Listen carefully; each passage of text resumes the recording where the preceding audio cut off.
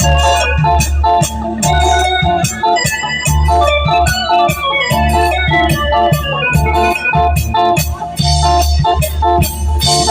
ป็นแผ่นดินอันแสนหักแพงของภาษา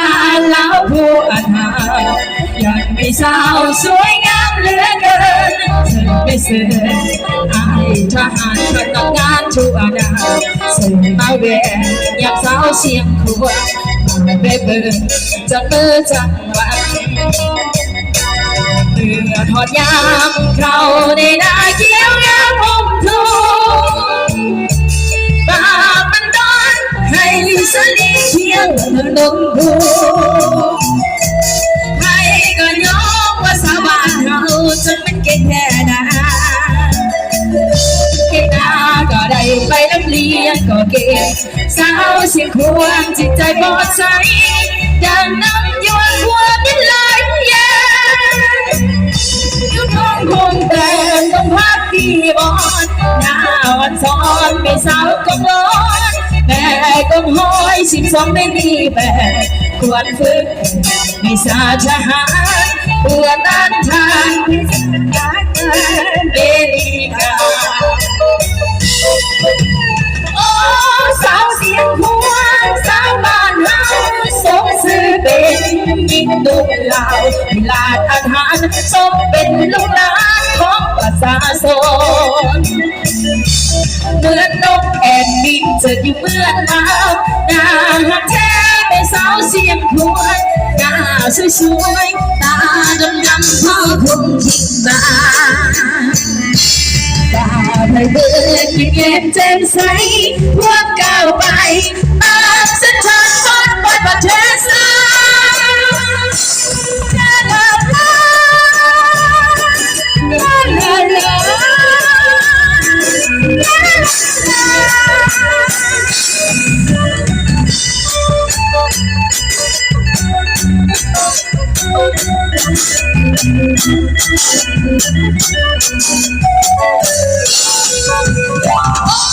สาวเสียงคว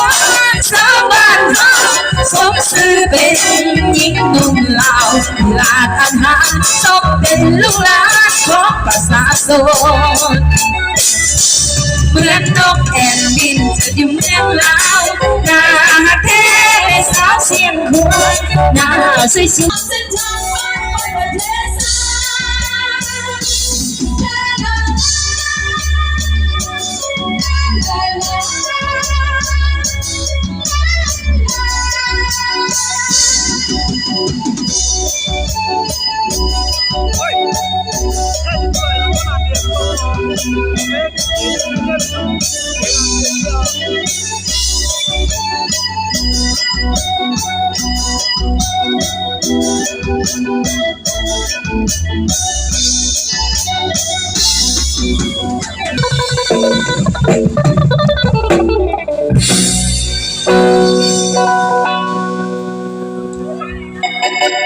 เขาเข้าใจเนาะหลายเพลงหลายผลงานเพลงที่ผ่านมาเนาะบอกว่านักโลกโอเคตัวเมียตัวแม่อันนี้จะกองใจล้วนที่เราเป็นเนาะนักโลก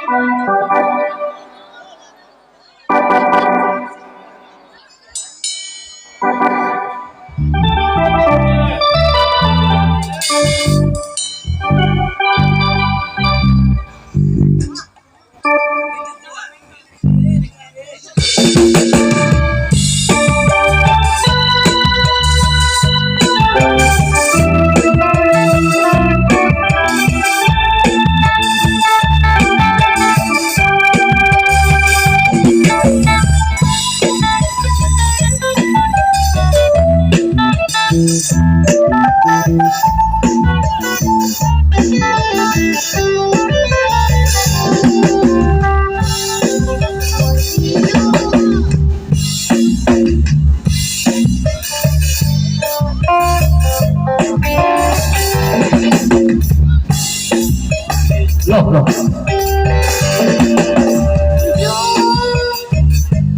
ขอ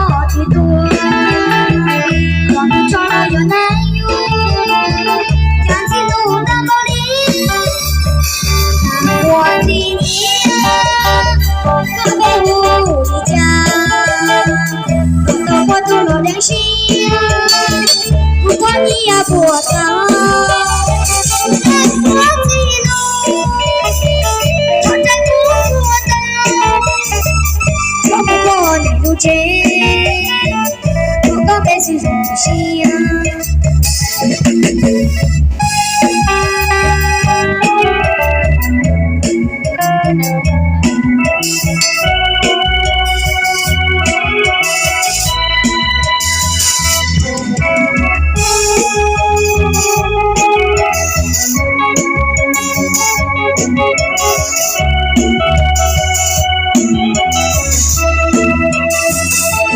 我记住，所有不执着，我不做了有男友，那记录大玻璃，我纪念，我被无回家，我都老人心，我你也不好，我记录。不见，我告别是否不需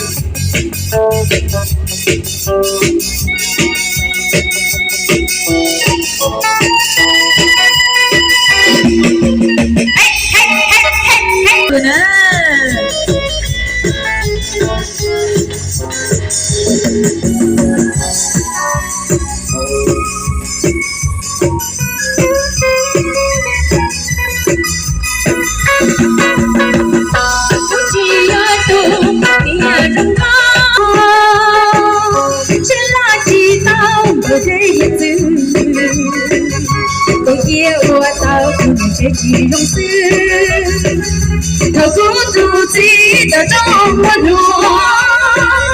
不曾祈祷这个计划，不曾祈祷可能我们，不如没就爱一点左右，不多没地还找不见，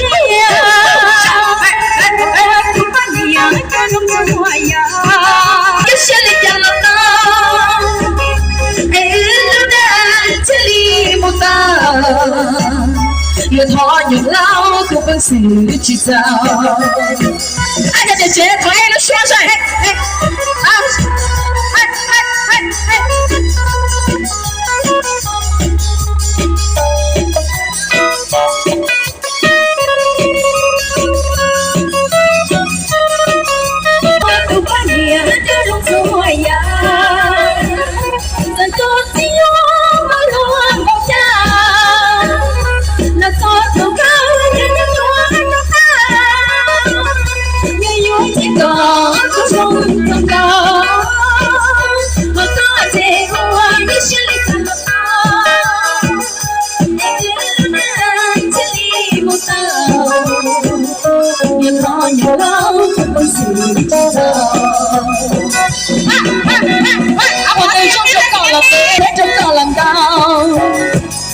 知道一夜的急，做人家嘅正事，溜溜講了寂寞你，如果跌了七早的，高兴就要动要老，如果这个我是多，如果估计要多不。